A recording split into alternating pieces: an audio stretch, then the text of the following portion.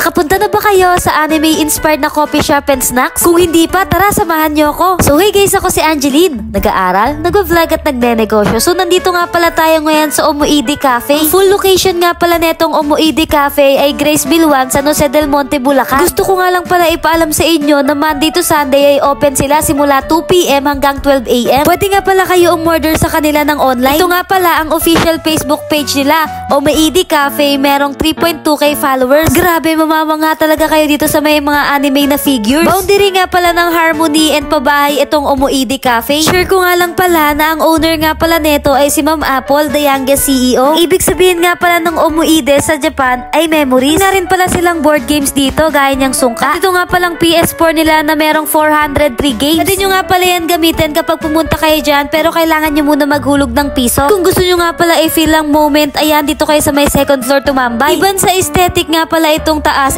fresh air din. Pero kung gusto nyo naman, meron silang air condition sa may first floor. Ayun nga pala yung mga available sa kanila. Meron silang iced coffee, hot coffee, non-coffee, mocktail, pasta, sandwich, frap, and marami pang iba. Maliban sa mga lovers nyo, pwede nga rin pala kayong magsama dito ng bata, family nyo, friends nyo, at kahit kapitbahay nyo. Hindi na nga ako nagtataka kung bakit laging maraming tao dito. At minuto kasi merong nadating. May mga umu-order through online, meron namang pumupunta din dyan. Dito nga pala ginagawa yung Spanish latte nila na sobrang budget friendly lang. Kahit sino kayang ma-afford to. Quick video nga lang pala yan guys, dahil gusto ko lang i-share sa inyo na malinis talaga sila sa paggawa. Maliban doon, talagang organize ang lahat. Nakakatuwa nga dahil pati yung mga staff nila ay naka-costume ng pang-anime. Yung mga staff nga pala na pwede nyong makita dyan, si Patricia, si Erica, tsaka si Zaira. May mga choco cookies nga rin pala silang available dyan guys. First time ko nga lang makakita ng ganito at sa Omoide Cafe ko lang nakita. Ang tawag nga pala nila dito ay Omu Rice. Omelette na may egg rice nga pala yan, tapos yung binubuwas ay curry sauce. Tsura pa lang nakakatakam na. Ito naman nga pala ang strawberry frap Kyoji nila. In fairness sa ganitong frap nila, hindi tinitipid. Dami nga palang nilalagay na topping sa may frap nila, kaya sulit yung ibabayad ninyo. At another na ginagawa na naman nila na malinis, maayos at food aesthetic talaga. Ito naman ay yung caramel macchiato Kyojin frap. In fairness, ang dami talaga nila maglagay ng toppings. Ganyan talaga ang serving nila guys, hindi lang dahil sa vlogger ako. Talagang kumpleto at maraming toppings. Tinatawag nga pala itong spam istako. Grabe, ito talaga yung literal na sulit dahil mas lamang yung mga palaman nila kaysa sa tinapay. Vegetarian ka nga pala, may mga gulay din na nakahalo dyan. Para sa pasta, ito nga pala yung tinatawag nila na chicken alfredo. Sa image pa lang matatakam ka na, what more pag natikman mo pa. At food taste nga pala natin itong chicken alfredo nila. Yung nasa pinggan na malaki, ganun nga pala karami ang serving nila. Naglagay lang ako sa may platito. Grabe, legit to. Kapag natikman nyo, talagang masasarapan kayo. Tipong kahit busog kayo, ay mapapakain pa rin talaga kayo. Hindi ako pasta lover, pero parang dito magiging pasta lover na talaga ako. Kitang-kita nyo kung gaano kalambot yung chicken nila, unang tusok pala. Try nyo nga pala yan guys, dahil isa yan sa bestseller nila. Super perfect kasi ng combination. First time ko lang talaga makakatikim netong Omu Rice. At isa pa to, kapag natikman nyo, talagang bibili kayo ulit. Lalo kung gutom ka, kasi baka makadalawa o tatlo ka pa. Ang taray netong curry sauce nila, talagang ngayon mo lang matitikman. Kasi siyang ibang kalasa na sauce. Talagang naka-mix and match na siya dyan sa may omelette. Ito namang spam istako nila, talagang hindi tinipid. Para sa akin, kaya pa to ng 2 to 3 person. May mga pipino and kamatis nga pala nakahalo dyan. Siyempre, bago ko hawakan yan, nag-alcohol muna ako and malinis talaga yung kamay ko. Sobrang dami nga palang palaman, puno yung bibig ko. Siyempre, kailangan natin ng panula. Hindi pwedeng hindi natin matikman yung caramel macchiato Kyojin frap nila. Kudos nga pala para dito sa frap nila dahil hindi matamis. Pwede nga rin pala kayo magpa-adjust ng sugar level sa kanila. Sa mga mahihilig mag-frap dyan, try nyo yan. At para dito naman sa Spanish latte nila na budget friendly, ang tama nga pala yung timpla. Swak nga pala to sa mga nagtatrabaho sa gabi. Nakatipid ka na, hindi ka pa nakatulog sa trabaho mo. Sarapan nga ako, kaya uminom ako ulit. Last but not the least nga pala itong strawberry frap Kyoji nila. Masarap nga neto dahil matamis siya na medyo may asin. Balanse rin talaga yung nilagay nila na topping. Kaya ano pang hinihintay nyo? See you dito sa may Omoide Cafe.